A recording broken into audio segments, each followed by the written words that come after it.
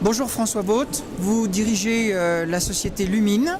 Il se trouve que vous êtes tout récemment intégré au Club ADEME International. Nous sommes sur World Efficiency 2017. Est-ce que vous voulez nous expliquer sous la forme d'un petit pitch, d'une part, votre proposition technique et commerciale aussi autour de Lumine, et puis nous expliquer un petit peu l'historique, comment vous avez créé la société, d'où ça vient, où vous allez?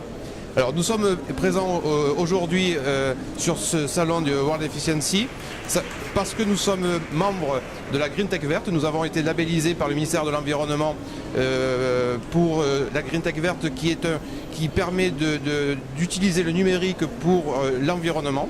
Nous sommes une centaine d'entreprises qui ont ce label.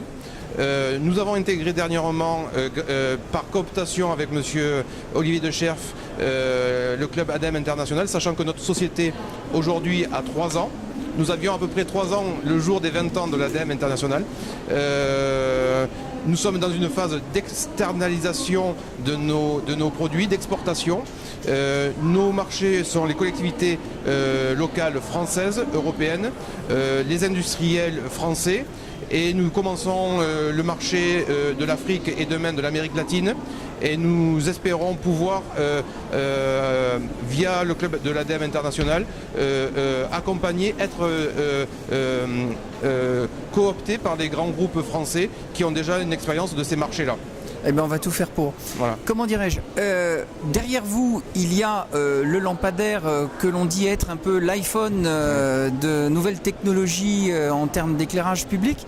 Est-ce que vous voulez juste nous expliquer un peu comment il fonctionne? J'en vois une partie sur l'écran, notamment la partie haute, mais expliquez-nous. Alors, nous, nos lampadaires consomment l'énergie que nous avons captée. Donc, nous sommes parcimonieux dans sa consommation. Donc, notre objectif, c'est pas d'éclairer à 100% à tout moment.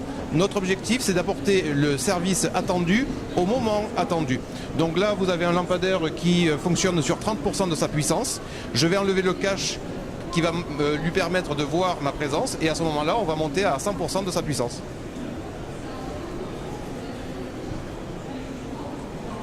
Donc sur un abribus en France, par exemple, l'objectif en plein hiver, c'est que les enfants puissent avoir un abribus éclairé le matin avant le ramassage scolaire et le soir au retour. Mais ça ne sert à rien d'éclairer en pleine nuit en race campagne. L'éclairage public peut être une source de pollution. Nous souhaitons apporter un service à la société et nous voulons respecter aussi la biodiversité.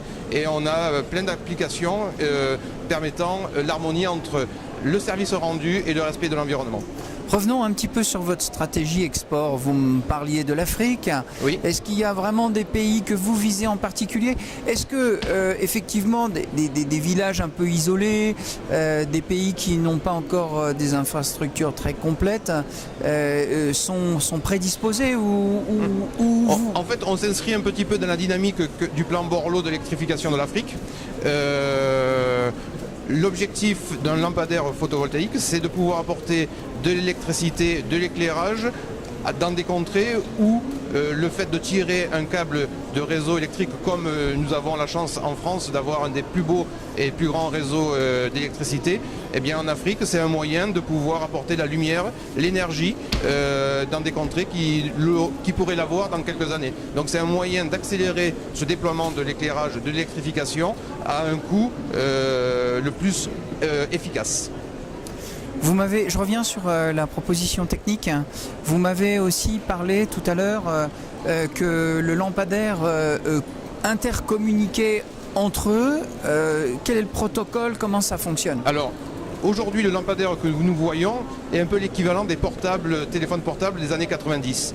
Nous sommes en train de travailler sur l'iPhone du lampadaire, un peu comme lorsque l'iPhone est arrivé en 2007 de mémoire et tous les smartphones. Donc nous, notre objectif premier, c'est d'apporter la lumière, mais comme on est une source d'énergie comme un site isolé, on a vocation à apporter d'autres services.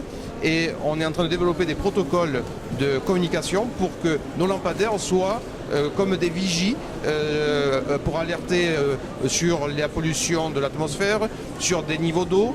Je vous donne un exemple. Pourquoi arroser une pelouse après un gros orage? Si mes lampadaires sont sur une pelouse d'un espace public et qu'il a l'information comme quoi la pelouse a assez d'humidité, on peut éviter de consommer de l'eau et de l'énergie distribuant cette eau pour ne pas arroser le jour où il n'y en a pas besoin. C'est un exemple parmi tant d'autres.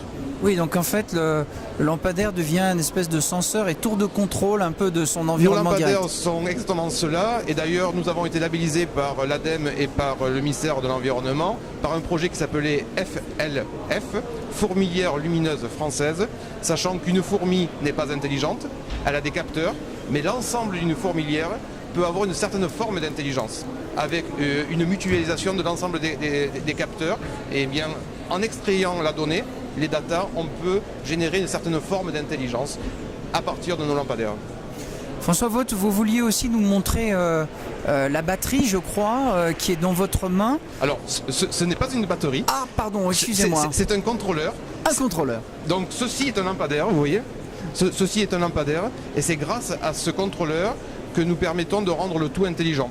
À partir de ce contrôleur, je vais régler les plages d'éclairage de mon lampadaire, et à partir de là, je vais pouvoir envoyer des informations et pouvoir extraire des données.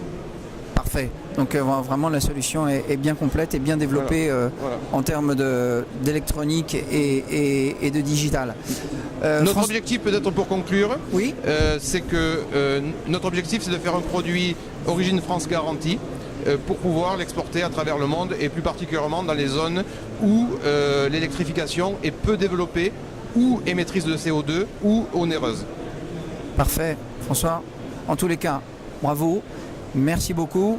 On vous souhaite évidemment énormément de succès avec Lumine, et au nom du Club ADEME, merci Et beaucoup. un grand merci aux fondateurs du Club ADEME. Nous sommes les derniers. On espère pouvoir continuer cette dynamique. Bravo.